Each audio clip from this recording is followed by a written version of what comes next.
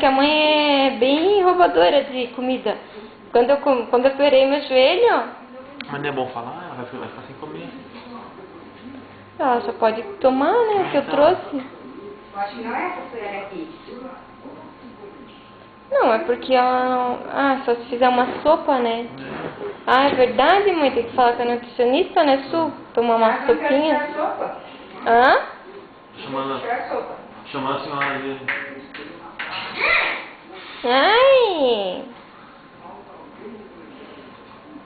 Ela é brava? Beijenta também, quer ficar igual o Márcio. Baby a beiba. Agora quando eu voltar pra casa vai ser bom, né? 2.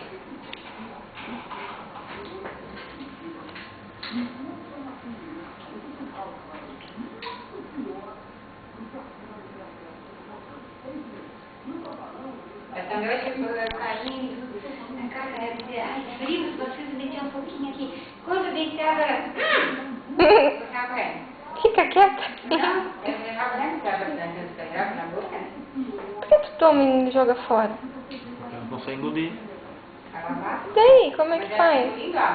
Vai engolir bem devagarzinho, né? Acho que ela tem que tomar uma sopa. Quer açúcar? A Nani pede uma sopa batida pra ti? Ela engole. No canudinho, mãe? Tomando? Quer? É nem ela conseguiu tomar um Um canudo. pouquinho de... Nem o coisa que ela não tá conseguindo engolir. Nem o... tipo de...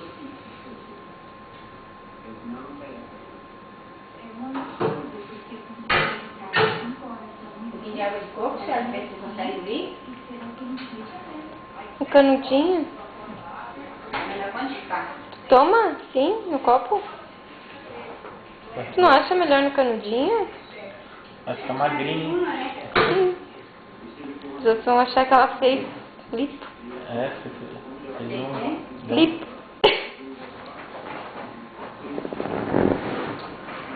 Vai voltar arrasando, né? Aí quando ela acabou, ela disse, pô, fiz a estética e fiz lipo. Também pelo dinheiro. Também pelo dinheiro. Podia ser um... Gisele Bündchen. Perguntei pra ela semana passada, se ela quer fazer a cirurgia ou se quer uma fusquinha. Fusquinha? É. Dava um...